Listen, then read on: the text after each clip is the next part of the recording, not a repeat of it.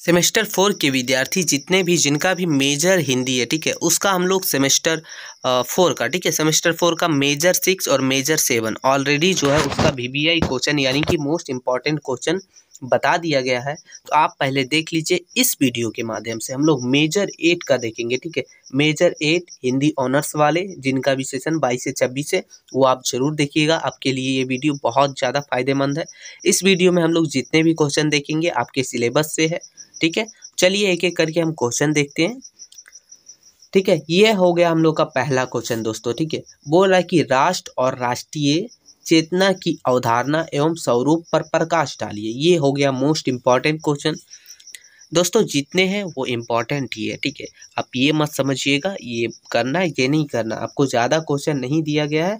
दूसरा क्वेश्चन है दोस्तों, बोल रहा है कि हिंदी काव्य में राष्ट्रीय चेतना के स्वर को रेखांकित कीजिए। यानी कि हिंदी कविता यानी हिंदी काव्य में राष्ट्रीय चेतन के स्वर के जो है उसकी क्या भूमिका रही, उसका क्या योगदान रहा, ये चीज़, ठीक है।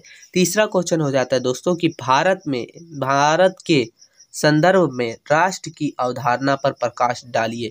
तो ये हमको लगता है हिंदी का नहीं रहे, लेकिन अगर देख लीजिए है तो आगे हम लोग देखते हैं चौथा क्वेश्चन। चौथा क्वेश्चन है दोस्तों, बोल रहा है कि हिंदी साहित्य के विविध युगों में राष्ट्रीय चेतन का विकास की समीक्षा कीजिए। यानी कि हिंदी साहित्य में जो है अलग अलग युगों में राष्ट्रीय चेतन का विकास कैसे हुआ था, आखिर उसकी मतलब विकास के चरण या फिर विकास के बारे में लिखना है, ठीक है।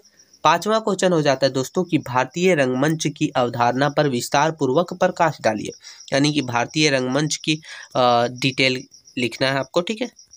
आगे क्वेश्चन नंबर छठा है दोस्तों, बोल रहा है कि पाश्चर्य रंगमंच पर अपना विचार व्यक्त कीजिए। ये हो गया। सातवां क्वेश्चन है दोस्तों, बोल रहा है कि हिंदी रंगमंच का उद्भव और विकास पर प्रकाश डालिए। यानी कि हिंदी रंगमंच जो है उसका उद्भव और विकास कब हुआ, कैसे हुआ, हर एक चीज़ को देखना है, ठीक है।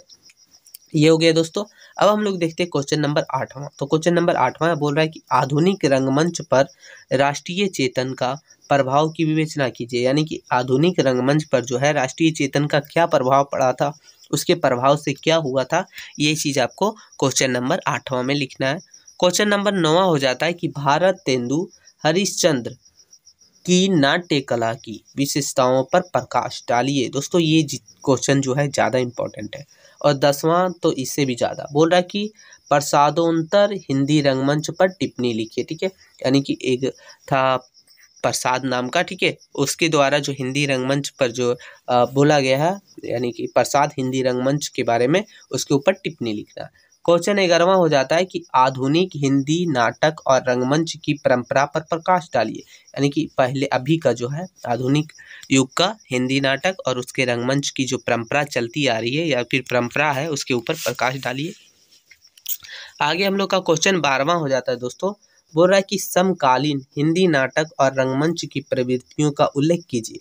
यानी समकालीन युग यानी कि, ठीक है, उसका हिंदी नाटक और रंगमंच की प्रवृत्तियां जो है उसके बारे में आपको लिखना है। और हम लोग का जो लास्ट क्वेश्चन हो जाता है क्वेश्चन नंबर 13, वो बोल रहा है कि हिंदी रंगमंच से आप क्या समझते हैं, इसके विकास के विभिन्न चरणों पर प्रकाश डालिए। ये भी इम्पॉर्टेंट है। तो टोटल 13 क्वेश्चन ही इसमें लिए, ठीक है। ये आप 13 कर लीजिएगा तो आपका मेजर 8 हिंदी, जिसमें से टोटल 7 क्वेश्चन तो एग्जाम में आपको पूछा जाता है 15 नंबर वाला, वो सब इसी में से आ जाएगा। बस थोड़ा सा चेंजेस हो सकता है, यानी कि मतलब वर्ड वगैरह चेंज हो सकता है, लेकिन क्वेश्चन यही रहेगा, ठीक है। तो ये चीज़ आप समझ लीजिए। इसका PDF दोस्तों आपको हमारे टेलीग्राम चैनल पर मिल जाएगा, डिस्क्रिप्शन में लिंक है, अब जाइए ज्वाइन हो जाइए। साथ ही साथ मेजर 6, 7 भी देख लीजिएगा। मिलते हैं नई वीडियो में, तब तक के लिए जय हिंद साथियों।